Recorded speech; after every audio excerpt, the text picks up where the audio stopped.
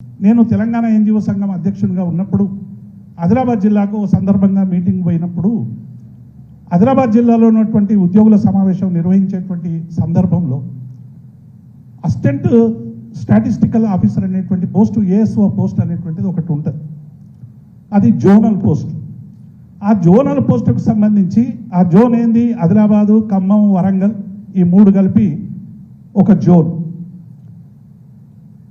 66 మందితో సమావేశం ఏర్పరిచి ఇందులో ఆదిలాబాద్ వాళ్ళు ఎవరున్నారో ఇవ్వండి అని మేము, ఎందుకంటే అక్కడ గోండ్ల శాతమైన, కోలాంల శాతమైన, బీసీలు కానీ మిగతా చాలా అంచబడినటువంటి వర్గాలు, ఆధిపత్యానికి గురవుతున్నటువంటి వర్గాలకి ఒక ప్రధానమైనటువంటి జిల్లా ఆదిలాబాద్ జిల్లా.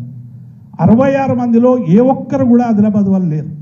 ఎంత విషాదం చూడు. తన ప్రాంతంలోనే తాను ఉద్యోగం చేయలేనటువంటి ఒక అనివార్య స్థితికి నెట్టబడ్డటువంటి సమాజం.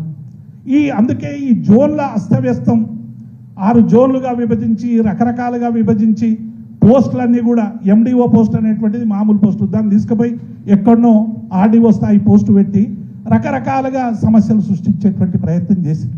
కాబట్టి నియామకాలకు సందర్భంలో ఒక అద్భుతమైనటువంటి విజయం ప్రపంచంలో కానీ దేశంలో కానీ ఎక్కడైనా కూడా స్థానికులకు ఉద్యోగాలు దక్కాలి.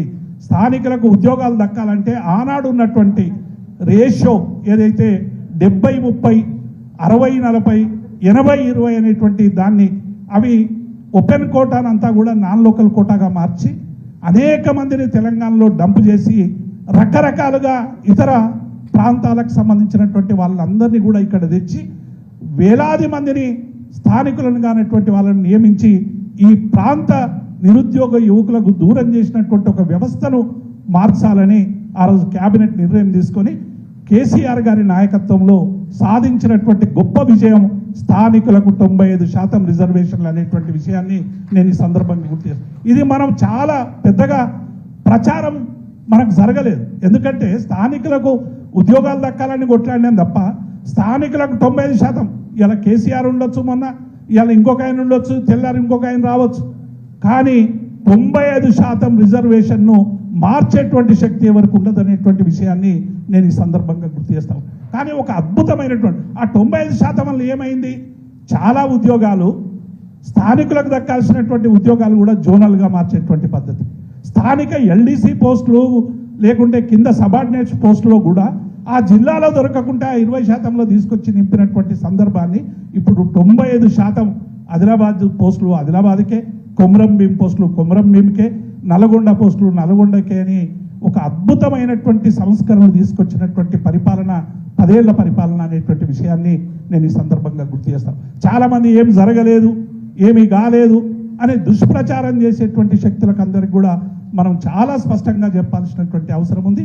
ఇది ప్రచారం చేయాల్సినటువంటి అవసరం. ఈ 95% రిజర్వేషన్లు దక్కించుకున్నటువంటి వాళ్ళందరం కూడా ఇవాళ కేసీఆర్ గారి పరిపాలనలో మాకు ఈ న్యాయం జరిగింది.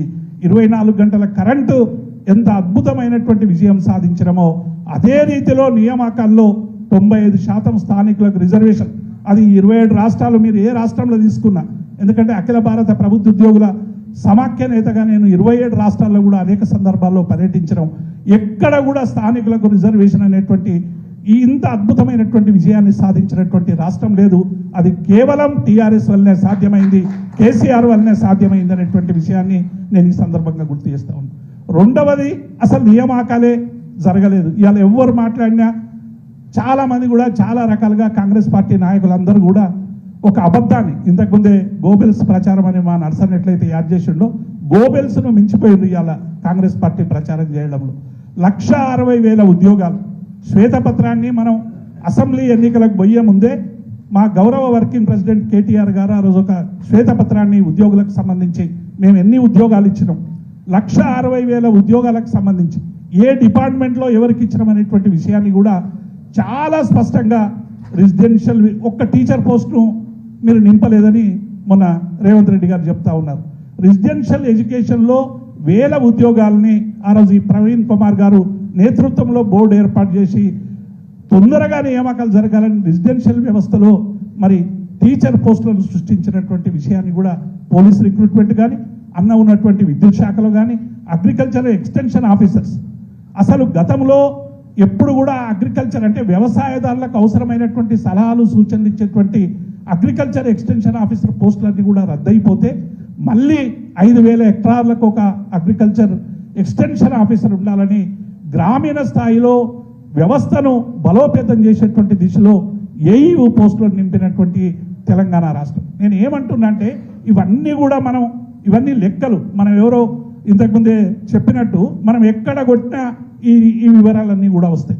కానీ ఇవాళ ఏం చేస్తూ ఉన్నారంటే ఇదంతా కూడా గతంలో 10 ఏళ్ల పరిపాలన ఒక ఉద్యోగం దొక్కలేదు, 2కో 3కో ఉద్యోగాలు దొరికాయని ఒక విష ప్రచారాన్ని నింపేటువంటి ప్రయత్నం చివరికి ఎక్కడి దాకా వచ్చిందంటే రవీంద్ర భారతిలో ఎల్బీ స్టేడియంలో ముఖ్యమంత్రి గారు నియామక పత్రాలు ఇస్తూ ఉంటే నియామక పత్రాలు ఇచ్చేటప్పుడు ఏం చెప్పాలి? ఏ ముఖ్యమంత్రి అయినా తెలంగాణ చరిత్ర, తెలంగాణ కొట్టు, ఎందుకంటే ఆయన తెలంగాణలో లేడు, ఉద్యమంలో లేడు.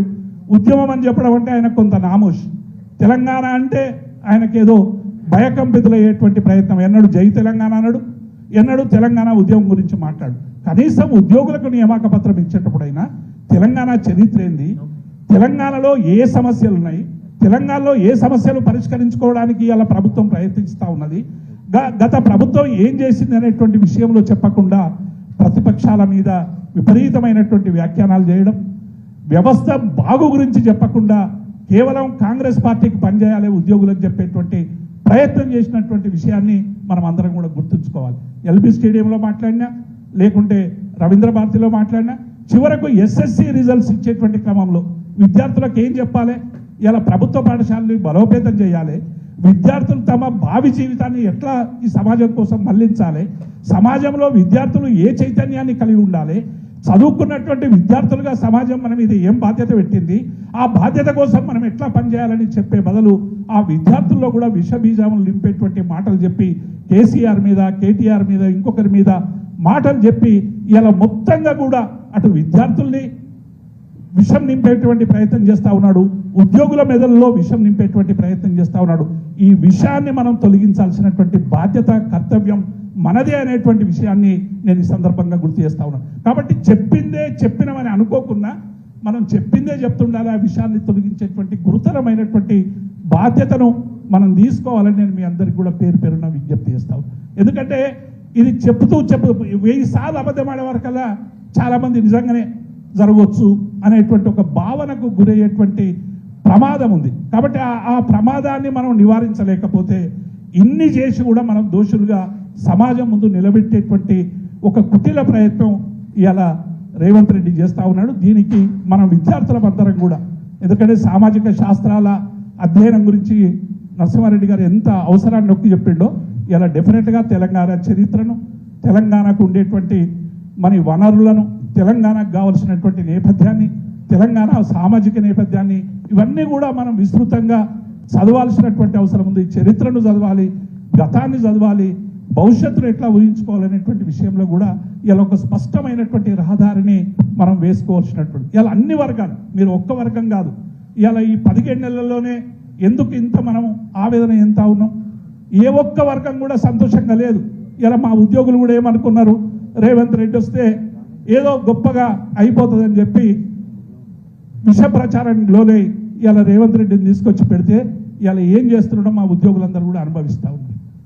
మాకు డిఏ ఇవ్వండి, భారతదేశంలో ఉన్న 2 రాష్ట్రాలలో, ఒకటి పశ్చిమ బెంగాల్, ఒకటి తెలంగాణ, ఇలా 5 డిఏలు పెండింగ్లు ఉన్నటువంటి రాష్ట్రాలు.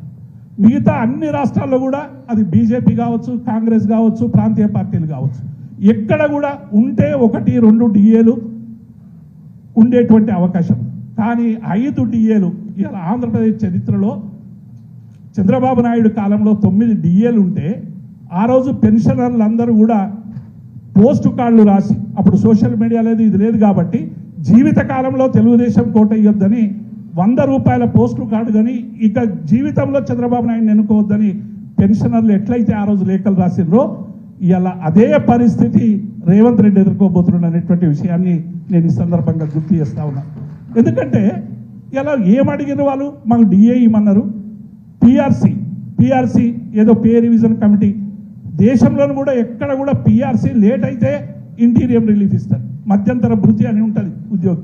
మరి మా కేసీఆర్ గారు ఆలోచించి పిఆర్సీ జీవోతో పాటే ఐఆర్ ఇచ్చి ఇంటీరియం రిలీఫ్ ఇచ్చి అది ఏదో కొట్లాడి ఐఆర్ ఇస్తేనేమో కొంత మంచిగుండనేమో. మా మనసు గల్ల నాయకుడు కాబట్టి కేసీఆర్ గారు వాళ్ళ మనసును గెలుచుకోవడానికి ఇస్తే ఇవాళ ప్రయత్నం ఏమైపోయిందంటే పీఆర్సీ 2 ఏళ్ళు లేట్ అయిపోయింది. పీఆర్సీ అంటే రేవంత్ రెడ్డి చేసినటువంటి మాటలు ఇవాళ ప్రపంచమంతా కూడా నవ్వుతూ ఉంది. నన్ను కోసుకొని తింటారా, వండుకొని తింటారా, నేను ఎట్లు ఇవ్వాలి అనేటువంటి మాటలు మాట్లాడి ఇలా ఉద్యోగుల ఆత్మగౌరవాన్ని ఇలా పెన్షనర్లు అందరూ కూడా కన్నీళ్లు గారుస్తూ ఉన్నారు. 12,000 మంది పెన్షనర్లు ఇలా రిటైర్ అయిపోతే ఒక్కరికి కూడా డబ్బులు లేవు, ఒక్కరికి కూడా డబ్బులు ఇచ్చే పరిస్థితి లేదు. కమిషన్లు ఇస్తే తప్ప జీపీఎఫ్ రిలీజ్ కానటువంటి పరిస్థితి ఇలా తెలంగాణ రాష్ట్రంలో ఉద్భవించింది. మరి ఇన్ని అవలక్షణాలతో ఉన్నటువంటి ఈ రాష్ట్రానికి డెఫినెట్గా మనం చికిత్స చేయాల్సినటువంటి బాధ్యత మనకే ఉందనేటువంటి విషయాన్ని నేను ఈ సందర్భంగా మీ అందరికీ కూడా పేరు పేరున మనవి చేస్తూ ఉన్నాను.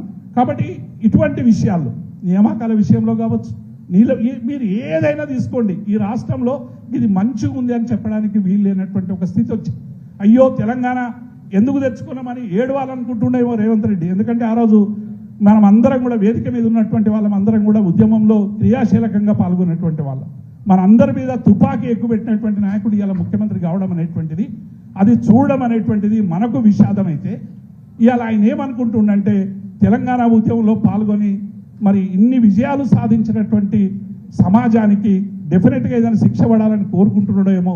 ఒకవైపు రైతాంగానికి నీళ్లు రాకుండా ఎండబెడుతున్నాడు, ఉద్యోగులకు సమస్యలు పరిష్కరించకుండా చేస్తున్నాడు, అట్లాగే రైతులకు మరి రుణమాఫీ కానీ లేకుంటే రైతు బంధు అనేటువంటి ఒక అద్భుతమైనటువంటి వ్యవస్థను తీసుకొచ్చినటువంటి కేసీఆర్ గారిని మరి జ్ఞాపకం ఉంచుకుంటున్నటువంటి రైతులకు ఇలా వాళ్ళ చేతి మీద మరి మట్టి పోసేటువంటి ప్రయత్నం చేస్తూ ఉన్నాడు. కాబట్టి ఇవన్నీ మనం ఆలోచిద్దాం.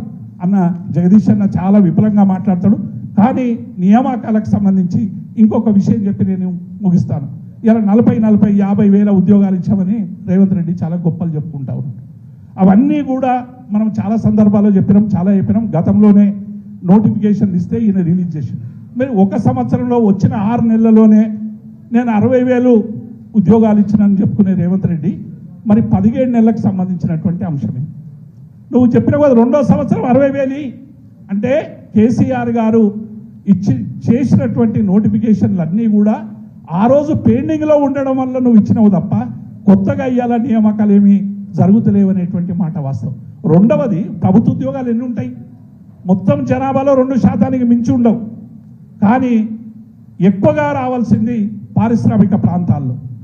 ఆ రోజు కేటీఆర్ గారు ఐటీ శాఖ మంత్రిగా ఐటీ కానీ ఫార్మా కానీ మిగతా రంగాలన్నీ కూడా మరి ఇక్కడ సింగిల్ విండో సిస్టమ్ పెట్టి నూతన టీఎస్ఐ పాస్ తెచ్చి లక్షలాది మందికి దాదాపు 21 లక్షల మందికి ఉద్యోగాలు ఇచ్చిన లెక్కలు చెప్తా ఉన్నాయి.